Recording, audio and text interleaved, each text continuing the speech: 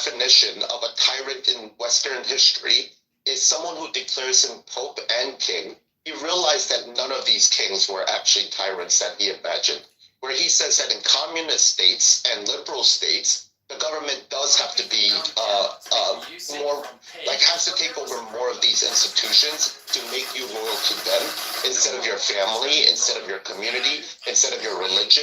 They need to take over these power nodes. So if you look at communism, they get rid of religion every fucking time because they want to erase that imprint on you so that they can control you. And then they tell you should snitch on your family because the state is more important than your family. So the state identity in the West became much stronger after the Enlightenment than it was prior to it.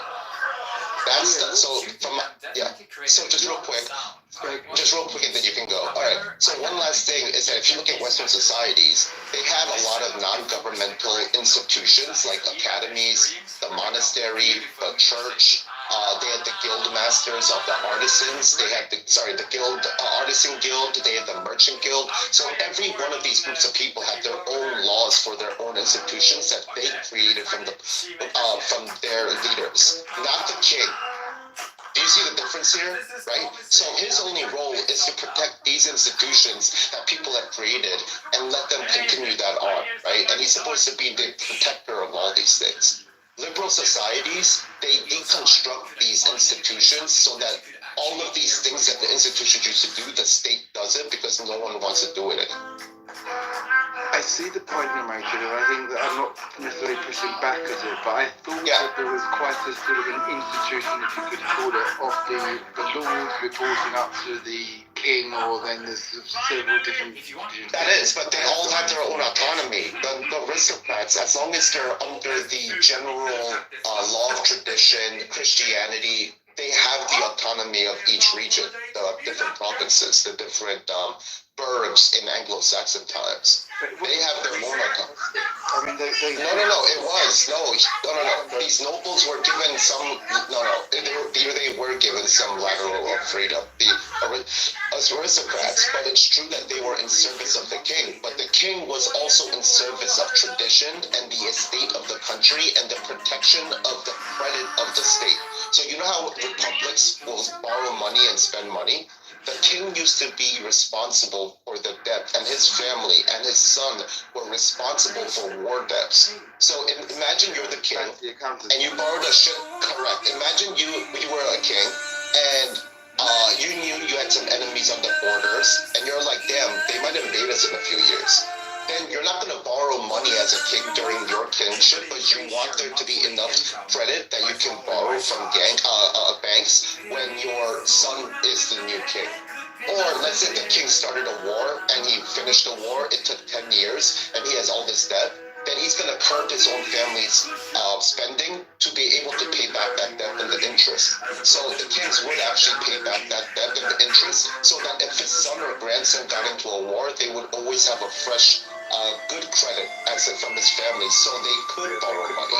Otherwise, what would happen is that they would have to ask the nobles in their country to borrow them money, and then he would have to be like nicer and give those families more favors, and that would destroy his power a little bit. That would take from his power. Correct. Essentially at a high rate of interest, right? Which makes you wonder why America... Well, high rate of paying back. High rate of paying back the loan. Yeah. So Hans Hermann Hoppe basically says that if you compare republics to monarchies, if America had remained a monarchy instead of a republic, he says that with the successful payback rate of kings, America would be worth seven times what it's worth right now. So like $140 trillion.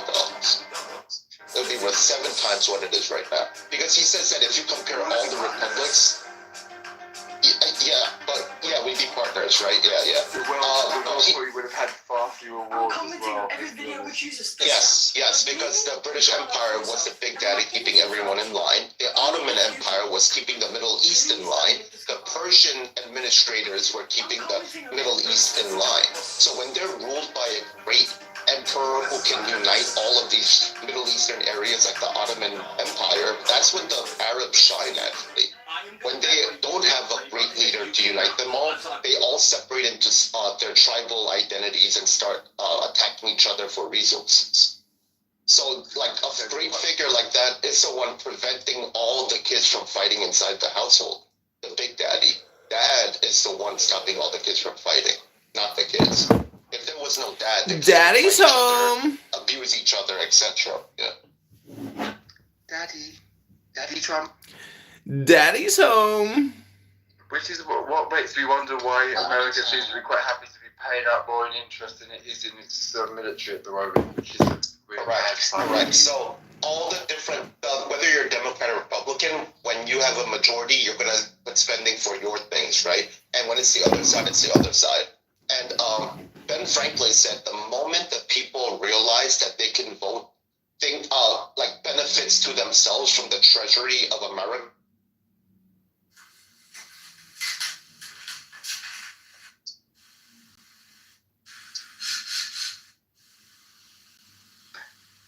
Hello, Gio, are you there?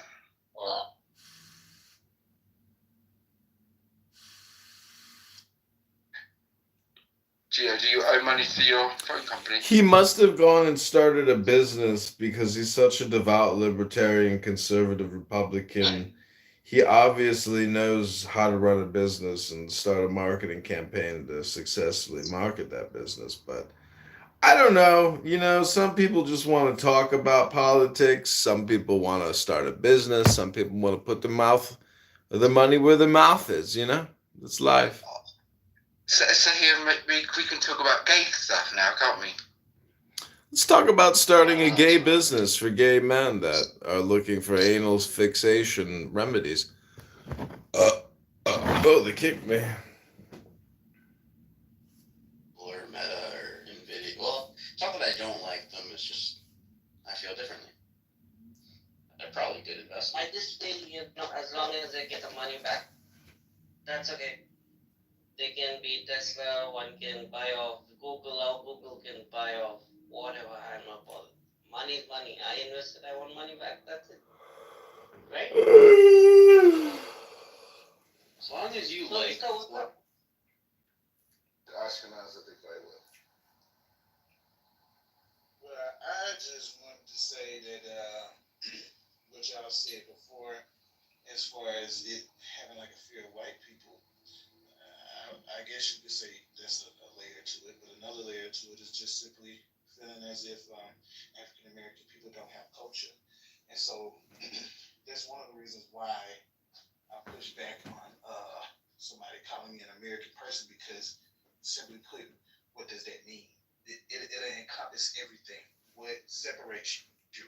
Because living over here, I can sit up here and say, damn, well, you know what, black folks are like, what's something that's black going around? It's kind of hard to find that, because you fall under just being German, or you fall under just being Italian, or you fall under just being French, and that it makes it easy for people to claim everything that you do. Our culture is not the same as white people. How they navigate, how they move, how they speak, how they cook their food, their thoughts, and little bitty shit that they do is totally different from who we are. And I don't think that we need to smash together with them. I'm not really interested in something like that. And in order for, well, kind of like what Black Rabbi said, is you don't even really have to do all of that, because it's everywhere around. And I remember Black Rabbi? Are you talking about the Mortar guy? before I even got stationed over here, people would say like, oh, nobody thinks about y'all, don't listen to y'all shit, this, that, and the third. And I brought my ass over here to Germany, and I went to one of their festivals, and they was playing old school cookout music. I said, what the fuck they know about Brick House? What? And then I'm Brick Switzerland and Zurich, and House. this whole restaurant. It's mighty, mighty. With jazz, they had Billie Holiday on the wall, and then they had Saxo on the wall, and they had all these people on the wall, and they playing the classical jazz, and then I'm out in Malta, and they playing Moody Blues. What the fuck y'all know about BB King? I'm over here saying like, I'm all the way in Malta, and y'all playing BB King. I said, oh wow, yeah, people be lying. Let's be honest, black people in America have created the best music that mankind has ever created. If it wasn't for black people, we would have no good music. Let's back up. Let's back up.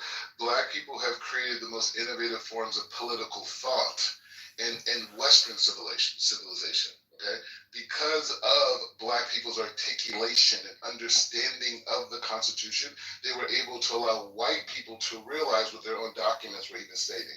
So don't come with us on this music, culture, athletes, all that. Don't do that. Don't do that. We reshaped the. You're not even celebrating Purim. So the best thing you have is music. No, I said political thought in Western society. The other guy said that music. No, I didn't say but I didn't say that because I'm here in Jerusalem. Haven't you heard of Thomas Paine? Wait. We'll let you down all the time. What, my people don't read it. My people are. You're an educated African American. No. Well, that's something that's part of your white supremacy. The reality. White supremacy. All black people are gifted. Okay, we're all gifted. All of them. We've only had specific avenues. Go to a clubhouse room and prove yourself wrong. When you give a black person money and an instrument, he creates the best music. When you give a black person books on politics, we become the best politicians. When you give us the ability to play particular sports like golf, tennis, and things that we shunned out of because of classism, we will take that and recreate. It's all just DEI, though, Dr. Rabbi. We are the most gifted people on planet Earth, and not only that, our story. Earth. Everybody who's going through any type of social issue in the world clings to our prophets that came in ages of unity, of connection. You heard of Menachem Schneerson? That's what the whole world uses. Our prophets that came from our culture that were stripped of Kanye. Women all over the world are getting lip injections, butt injections, just to physically look like our women. They're getting skin. They're ruining their beauty, Rabbi. Look like our women. So my point is to say like this: we have to understand who the African American is, right? Who is the African American? Let me ask you a question, right? One more question. So, with all that being said, do you feel like the African American demographic today displays, some of those characteristics of what you just mentioned? Absolutely, 100%. But I don't see it on the media. I don't see it on the news. I'm not saying that's what happening. That's what you just said. You say you don't see it on the media and the news. The media. Yeah, I don't see much good. I see a lot of killings, a lot of gangs. Let me ask this. No. Okay, that's fine. Did you just see the presidential election? Yeah. Okay, so the presidential election was with an ethnic woman, right, against Donald Trump, right? Kamala Harris, right? Kamala Harris represented a whole. Trump is an ethnic man. Wait. Here we are. I'm not even a fan of Kamala Harris at all. But I'm saying, she represented an entire constituents that wanted to come into the White House and recreate the American idea, right? That's what that's what all this thing was about. It was about recreating the American idea. And that was led on the impetus of black people. That just was right now, 2025. Trump won. Racism 101. But what you have to recognize is that movement didn't just start with Kamala and this. This movement has been going on for probably close to 100 years in America, if not more, since Booker T. Washington, right? In terms of integrating and changing American thought. So as a people, it's a scam. Hear me. Our level right now, we're trying to take the White House. That's where we're at as a people. Okay, we're not trying to. Wait. Let me finish. So if you want to say, great. That's beautiful. It will have Omars in Congress. That's great. All in the country. But that's the beauty of America. So it's not like a massive achievement. No. It is a massive achievement, number one. And the people of Minnesota are showing that group of immigrants that came to America that we paid for, they voted. Traitors! Right? So that's it. But the bottom line is still to say that the ideas that exist in America are largely a byproduct of African American thought, right? And so when you accept Americans, we're trying to take the country. We're trying to rewrite every history book in the country. We're trying to rewrite every history revisionism 101. That's where Black thought is in 2025. So don't come to me and talk to me about people who live in the inner city, Traitors. because even those people who are on welfare in our inner cities have a higher quality of life than 97 and 98% of planet Earth. Okay, so we are not Federal Reserve. Okay, we're not. If they have such a good quality of life. Okay, so it's not. Let's be real. White people kill just many white people as white people. It's proximity, and it's the drug business. Drugs are good to certain communities, and everywhere drugs are put into, there's violence. There's violence. Drugs. But we didn't bring the drugs in. We didn't bring the drugs into America. Freeway Rick Ross brought the drugs in. Our communities. We did not. We did not. Freeway Rick Ross gave you the drugs. We're changing the history books of the whole country. The most powerful nation in the History world. revisionism. Not Somaliland. Not Somaliland. Okay, that needs partnerships. Okay, no. Okay. Great, but we don't know about them. But the point is, it's saying like this. Okay, You're not from there. great. But you know about us. Right? And so, okay, exactly. And so what I'm saying to you, they're not using their opportunity. you don't. No. Wait. First of all, you can't. You're not in these shoes, bro. You're not from a first world country. You cannot speak. How am I not from a first world country? No, you're not. You're there, but you're not. You're not a UK person. You're Somalian that immigrated there out of distress. I didn't immigrate. I was born and raised there. Okay, fine. You didn't. My people. You didn't. I've got family members that are currently. Okay, but why? You have Somalia though. Why are you proud of that? I'm not proud of Somalia because Somalia is not my country.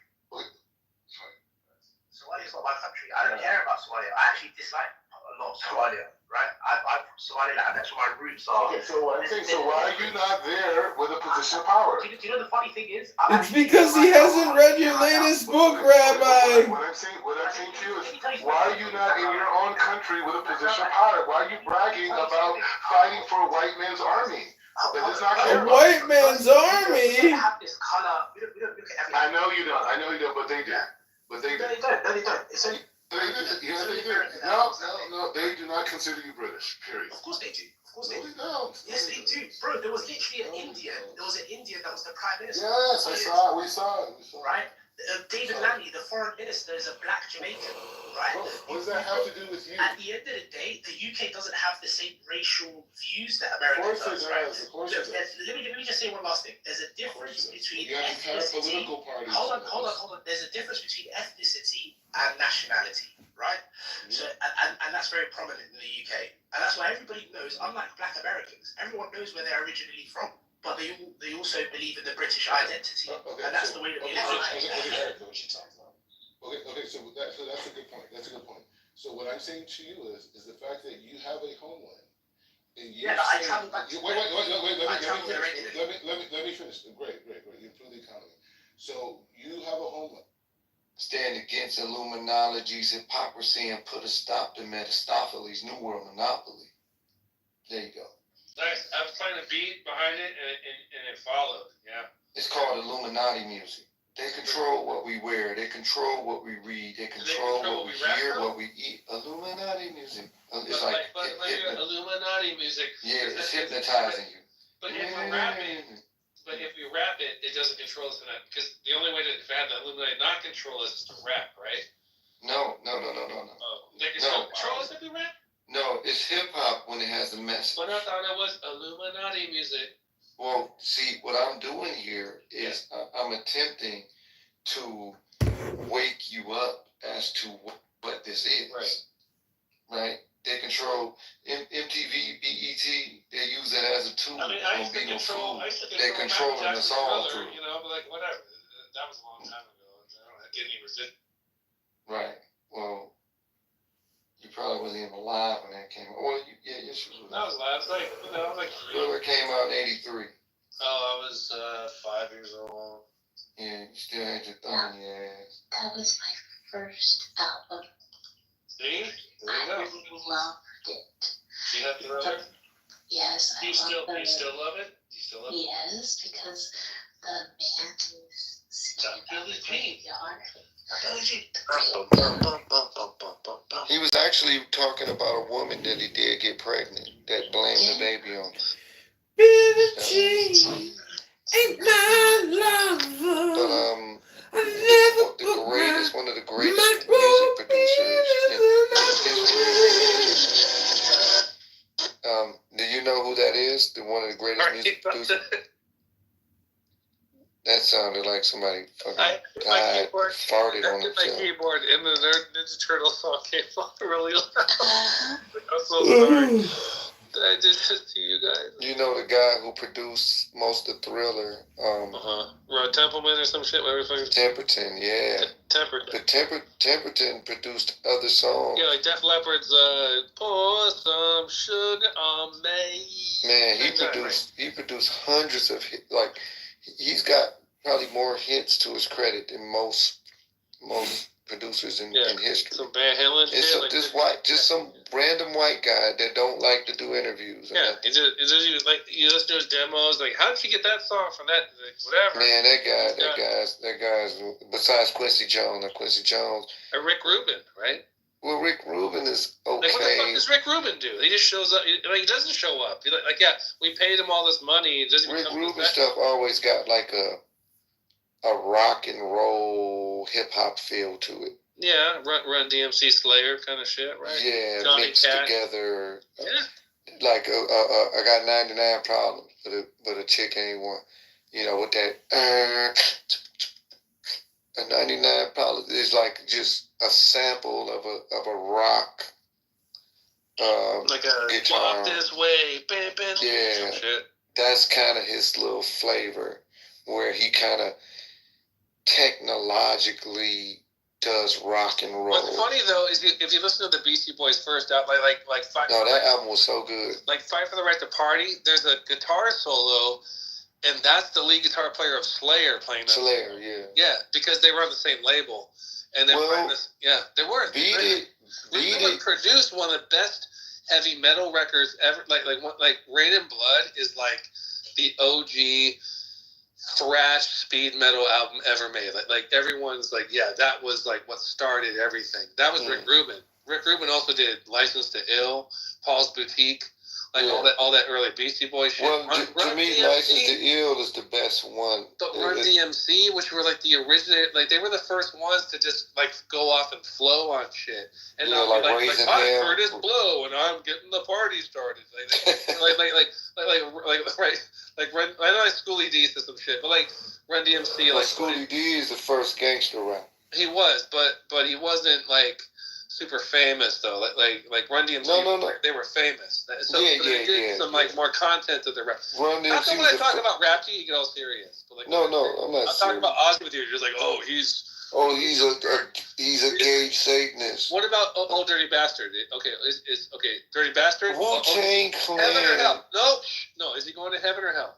He's going to hell. Of course, no, he's not going to heaven. He's going to hell. He was like an innocent, beautiful person. He was just like, hot cold, gonna go off to the hip hop store. You know, like dude, he had the hip hop Holy Ghost. He made you seem like you could like be friends with a homeless person and be fine, like right? You'd be like, Well, see, the thing with Wu-Tang Clan. You ever listen to that his solo album? It was an acquired taste. I really didn't like it. His records, he was like, "Can I get a Wu-Tang?" That's one of his phrases. I'm just like, what has they think of this shit? It's so I like it raw. Yeah, baby, I like it raw. And he talks about I got burned by the gonorrhea. He's like, it's just crazy. I mean, but it takes all kind because it really shows. You know his song "Big Baby Jesus" that was like rapped to a news. If you haven't heard, listen to it right now. "Big Baby Jesus," Old Dirty Bastard. I can't say it because there's a lot of N-word in there, like a lot. But it's such a crazy fucking song. You're just like, this song makes me feel insane. Listen to it. Listen to it right now. Well, it's too late for me over here, but yeah. All right. Old Baby Jesus? No, Old Dirty Bastard. Jesus. Bastard. I didn't really like a lot of their stuff at all. You don't like even 36 Chambers? Not really. Okay. I mean, I like ice cream or something. Get the cream, get the money. Yeah, cream. I was saying about dollar bill, y'all. But it's like, I know, but there's some like, okay, I think they're important, but there's some like serious jazz heads that are like, I don't like John Coltrane, but they know everything about jazz. Well, see, one thing New York always had with hip hop is an experimental sound, Right? a cutting edge and experimental sound, and you know that's kind of their niche. If it sounds like somebody, you know, farted over some whipped cream and then threw it in a vat of chitlins and send it to outer space, that's New York. Right, yeah. You know, their stuff is just so acquired taste sometimes. It's just experimental sounding. It's just, sometimes it's really weird. You mean like this? Oh, weird. That's a sex offender face. You're projecting, bitch.